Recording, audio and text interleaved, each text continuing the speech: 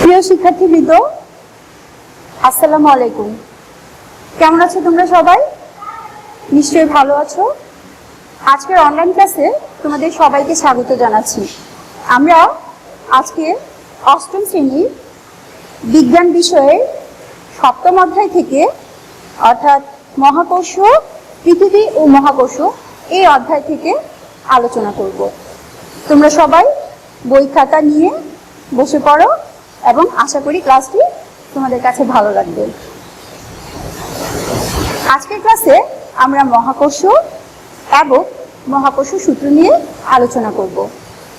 তোমরা সবাই পাঠ শিরোনামটি খাতায় তুলে নাও, মহাকর্ষ ও মহাকর্ষ সূত্র। প্রথমে চলো আমরা বোঝার চেষ্টা করি মহাকর্ষ কি। মহাকর্ষ হচ্ছে যে কোনো দুটি বস্তুর মধ্যে অর্থাৎ পৃথিবীর মধ্যে অবস্থিত যে কোনো দুটি বস্তুর মধ্যকার আকর্ষণ। অর্থাৎ এই মহাবিশ্বে অবস্থিত অর্থাৎ প্রতিটি বস্তুকণা, মহাবিশ্বের প্রতিটি বস্তুকণা পরস্পরের মধ্যে যে আকর্ষণ সেটাকে আমরা মহাকর্ষ বলি। তাহলে চলো আমরা মহাকর্ষ কি সেটি সম্পর্কে একটু লিখে নিই যে মহাকর্ষটা আসলে কি। মহাকর্ষ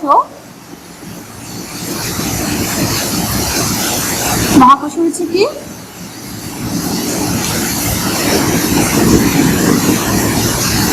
মহাবিশ্বের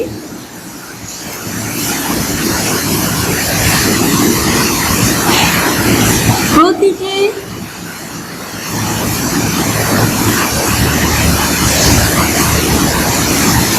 বস্তু কণা পরস্পরকে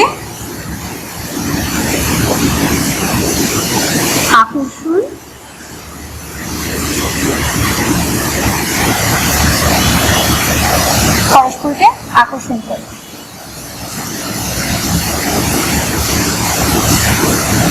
আমরা প্রতিটি বস্তু কণা পরস্পরকে আকর্ষণ করে যে কোনো দুটি বস্তুর মধ্যকার মহাবিশ্বের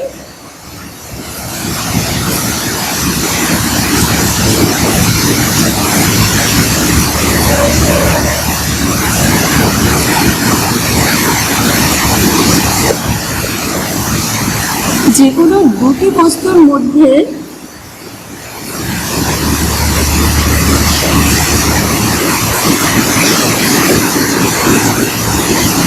মধ্যকার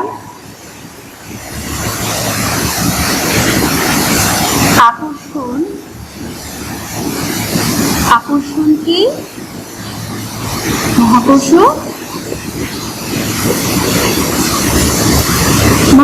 বলে। অর্থাৎ মহাবিশ্বের যে কোনো দুটি বস্তুর মধ্যকার যে আকর্ষণ সেটাই হচ্ছে মহাকর্ষ। এবার চলো মহাকর্ষ সূত্র। মহাকর্ষ সম্পর্কে বিজ্ঞানী নিউটন একটি সূত্র প্রদান করেছেন যেটা মহাকর্ষ সূত্র নামে পরিচিত। তাহলে চলো আমরা একটু মহাকর্ষ সূত্র সম্পর্কে জানি। মহাকর্ষ সূত্র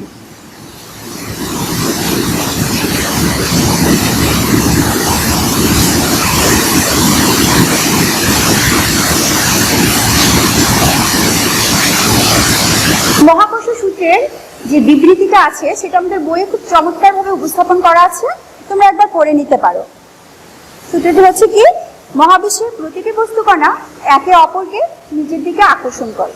এই আকর্ষণ বলের মান বস্তু কণাদ্বয়ের ভরের গুণফলের সমানুপাতিক, এদের দূরত্বের বর্গের ব্যস্তানুপাতিক এবং এই বল বস্তু কণাদ্বয়ের সংযোজক সরল রেখা বরাবর ক্রিয়া করে। তোমরা সূত্রটি একটু খাতায় তুলে নাও।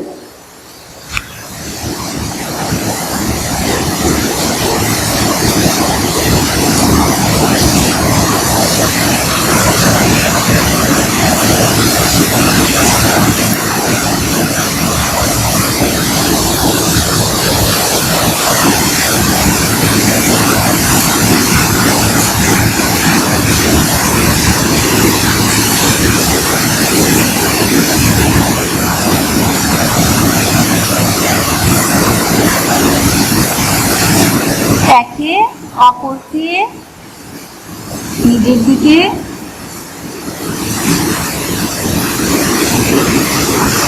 মহাবিশ্বের প্রতিটি বস্তু কণা একে অপরকে নিজের দিকে আকর্ষণ করে।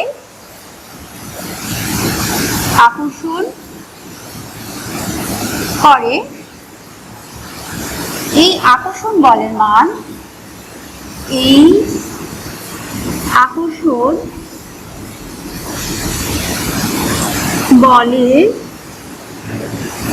মান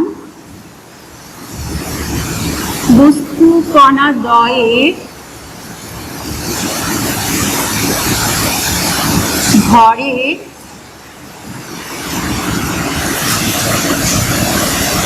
গুণফলে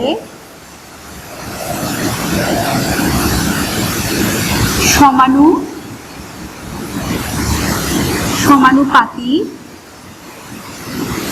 এবং এদের দূরত্বের বর্গের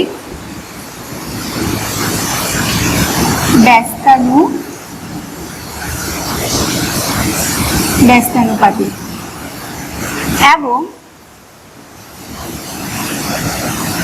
এই বল বস্তু কণা দ্বয়ের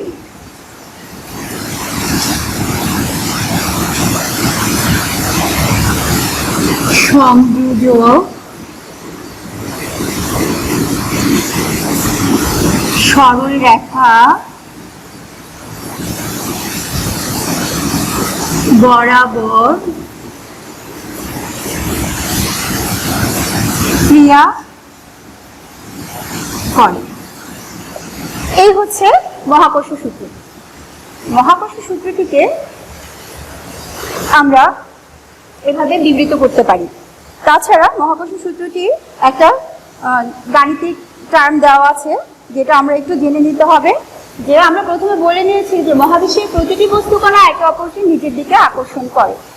তাহলে এই আকর্ষণ বলের মান আমরা বলে নিয়েছি যে বস্তু কণাদের ভরের গুণফলের সমানুপাতিক। তাহলে আমরা এখানে বুঝতে পারছি আমাদের দুটি বস্তু কণা আছে, অর্থাৎ দুটি বস্তু অবশ্যই আছে। দুটি বস্তু আছে, তাহলে আমরা প্রথমে ধরে নিতে পারি যে প্রথম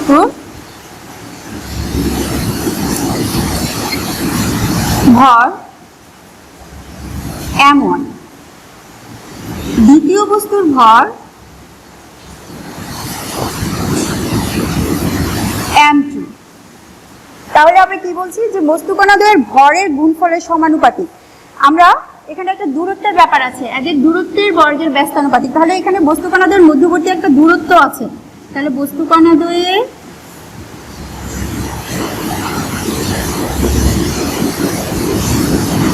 মধ্যবর্তী দূরত্ব d এবং তাদের মধ্যকার যে আকর্ষণ বল হচ্ছে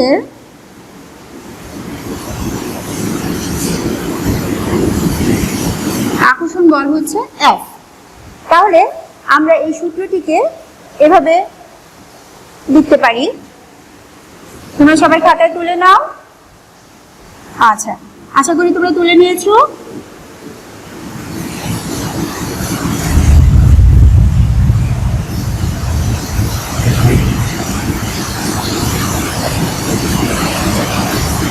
তাহলে আমরা সূত্রটিকে এভাবে প্রকাশ করতে পারি।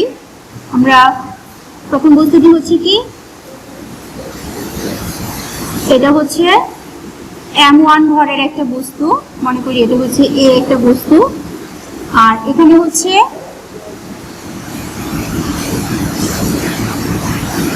m2 ভরের আরেকটা বস্তু, মনে করি এটা হচ্ছে b বস্তু। m1 ভরের একটা বস্তু, এটা হচ্ছে m2 ভরের একটা বস্তু। তাদের মধ্যকার যে দূরত্ব যেটা মনে করি এটা হচ্ছে d মিটার, এবং তাদের মধ্যকার যে আকর্ষণ বল, এই আকর্ষণ বলটা যেটা সেটা হচ্ছে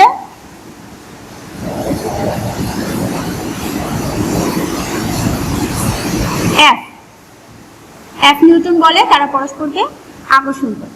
তাহলে এই সূত্র অনুযায়ী আমরা লিখতে পারি F সমানুপাতিক m1 m2 by D square, অর্থাৎ F সমানুপাতিক m1 m2 by D square. বল যখন বাড়বে বস্তুর ভরও তখন বাড়বে, বল যখন কমবে তখন বস্তুর মধ্যকার যে দূরত্ব আছে তখন সেটা বল কমে গেলে দূরত্ব বেড়ে যাবে। তাহলে এখানে একটা সমানুপাতিক ধ্রুবক দেওয়া আছে।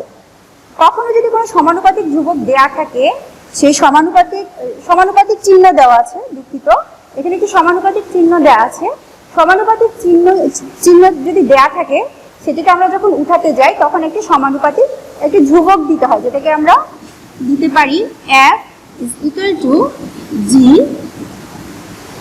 m1 m2 d square. এখানে G হচ্ছে একটি সার্বজনীন মহাকর্ষীয় ধ্রুবক। G এর একটি সার্বজনীন স্বীকৃত একটি মান দেওয়া আছে। সার্বজনীন স্বীকৃত যে মানটি আছে সেটি হচ্ছে G is equal to 6.673 into 10 to the power minus 11 Newton meter square per kg square। এটা হচ্ছে G এর সার্বজনীন স্বীকৃত মান। তোমরা সবাই অবশ্যই G এর এই মানটি মনে রাখার চেষ্টা করবে এবং এই যে সমীকরণটা আছে এটা মনে রাখার চেষ্টা করবে, কারণ আমাদের যে প্রশ্নগুলি সাধারণত এসে থাকে এই সূত্রটাকে কাজে লাগিয়ে এবং G এর এই মানটাকে ব্যবহার করেই কিন্তু আমরা অঙ্কগুলি করতে হয়, গাণিতিক যে সমস্যাগুলি আসে আমাদের সেগুলি সমাধান করতে হয়। তাহলে জিটা কি? আমরা G এর একটা, এখানে আমরা জিটাকে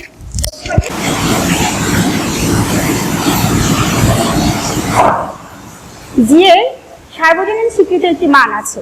তাহলে G এর যে সার্বজনীন স্বীকৃত যে মানটা সেটা হচ্ছে 6.673 into 10 to the power minus 11 Newton meter square per kg square। তোমরা অবশ্যই G এর এই মানটা এবং যে সমীকরণটা দিয়েছি সেটা মনে রাখার চেষ্টা করবে, কারণ আমরা যে গাণিতিক সমস্যাগুলি করব সেই গাণিতিক সমস্যাগুলো সমাধান করতে গেলে আমাদেরকে অবশ্যই এই যে সমীকরণটা আছে এবং এই মানটা আছে সেটাকে ব্যবহার করতে হবে। তাহলে চলো G এর একটি সংজ্ঞা আমরা জেনে নিই। G আসলে কি? আমরা এখানে দেখতে পাচ্ছি যে দুটি বস্তু আছে, দুটি বস্তুর ভর দেওয়া আছে m1 m2, অর্থাৎ 1 কেজি ভরের দুটি বস্তু। যদি আমরা একক হিসেবে চিন্তা করি যে m1 হচ্ছে 1 কেজি, m2 হচ্ছে 1 কেজি, তাহলে আর ডিটাকে যদি আমরা 1 মিটার চিন্তা করি তাহলে আমরা এটা খুব সুন্দর একটা সংজ্ঞা দিতে পারি। তাহলে সংজ্ঞাটা কি দাঁড়ায় যে 1 কেজি ভরের দুটি বস্তু 1 মিটার দূরত্বে স্থাপন করলে এরা পরস্পরকে যে বলে আকর্ষণ করে সেটাই হচ্ছে G এর সমান, সেটা হচ্ছে G এর সমান। তাহলে এটা হচ্ছে G।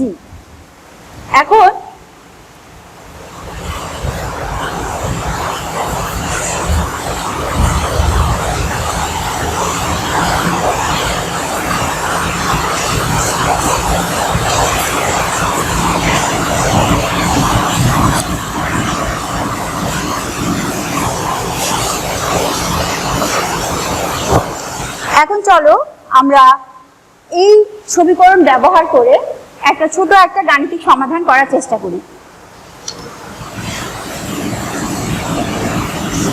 তাহলে আমরা প্রথমে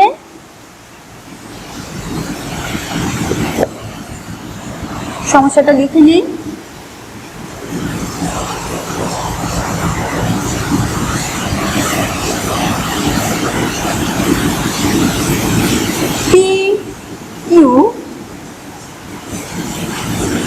দুটি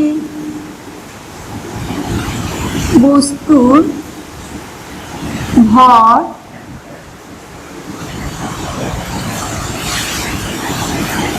2 কেজি এবং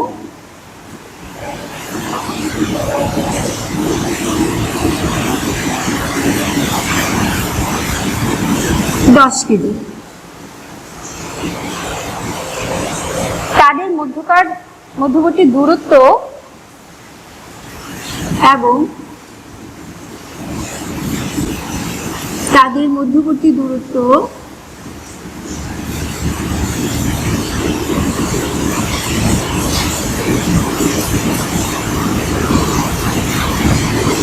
তাদের মধ্যবর্তী দূরত্ব 2 মিটার হলে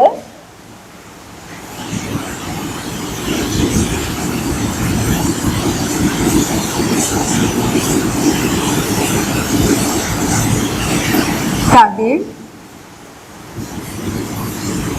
মধ্যকার আকর্ষণ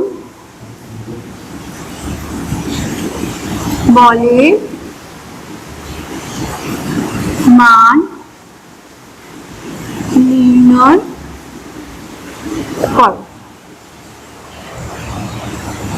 আমরা সমীকরণটি ব্যবহার করে, অর্থাৎ মহাকর্ষ সূত্রের যে সমীকরণটি আছে সেটি ব্যবহার করে খুব সুন্দরভাবে এই গাণিতিক সমস্যাটার সমাধান করতে পারি। তো দেখো আমাদের এখানে কি কি দেওয়া আছে। পি কিউ দুটি বস্তু, আমরা বলেছি দুটি বস্তুর ভর, অর্থাৎ আমরা সূত্রে ধরে নিয়েছিলাম একটা বস্তু হচ্ছে m1 আর একটা বস্তু হচ্ছে m2। তাহলে আমরা ধরে নেই প্রথম বস্তুর ভর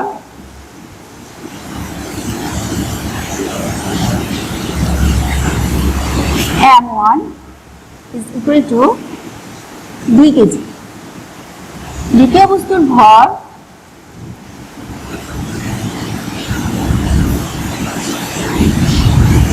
m2 is equal to, এটা হচ্ছে 10 কেজি। এখন তাদের মধ্যবর্তী যে দূরত্বকে আমরা d দিয়ে প্রকাশ করেছি। দূরত্ব d is equal to দেওয়া আছে 2 metre.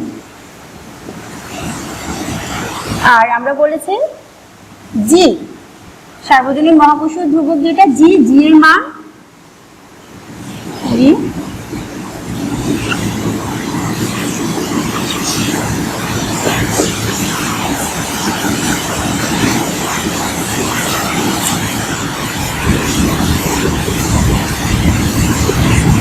G is equal to 6.673 বা 6.673 into 10 to the power minus 11 অর্থাৎ 10 এর power minus 11 newton metre square per kg square. এখন আমরা মহাকর্ষ সূত্রের যে সমীকরণটি আছে সেটি ব্যবহার করে এই গাণিতিক সমস্যাটি সমাধান করব। তাহলে চলো আমরা জানি মহাকর্ষ সূত্র অনুযায়ী আমরা জানি কি, আমরা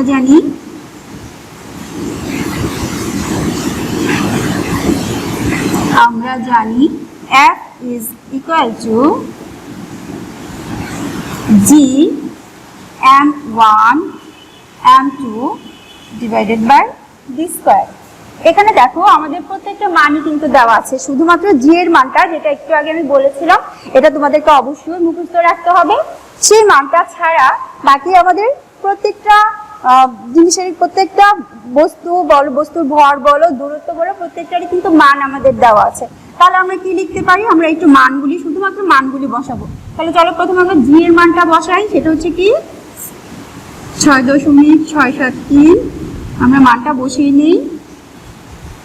তারপর হচ্ছে m1 হচ্ছে 2, m2 হচ্ছে 10। তারপর আমরা ডি এর মানটা বসাবো, ডি এর মানটা হচ্ছে কত 2। তাহলে আমাদের এখানে যেহেতু ডি স্কয়ার, তাহলে আমাদেরকে অবশ্যই এখানে একটা স্কয়ার দিতে হবে। তারপর আমরা এটাকে ক্যালকুলেটরে হিসাব করে নিব। হিসাব করে নিলে আমরা যে মানটা পাই সেটা হচ্ছে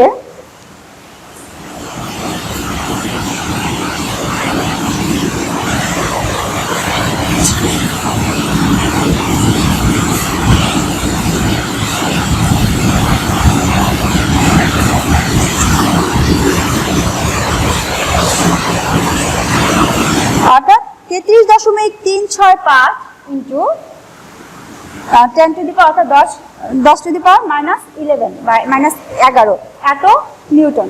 এখন আমরা বলবো কি, আমরা এক ঘর বামে দশমিকটাকে নিয়ে আসবো।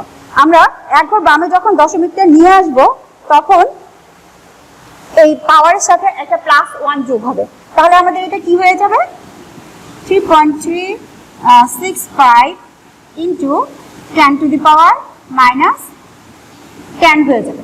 তখন আমাদের দেখো মানটা কিন্তু চেঞ্জ হয়ে আসছে। অনেক ক্ষেত্রেই শিক্ষার্থীদের এই জিজ্ঞাসাটা থাকে যে এখানে আমাদের পাওয়ারটা ছিল মাইনাসের 11, এটা কেন 10 হয়ে গেল। অর্থাৎ যখনই আমরা দশমিকটাকে যখন এক ঘর বাম দিকে আনবো তখন আমাদের পাওয়ার 1 যোগ হবে, আর যখন দশমিকটাকে এক ঘর ডান দিকে নিব আমরা তখন হচ্ছে পাওয়ারটা -1 করে আমরা এখানে অ্যাড করব।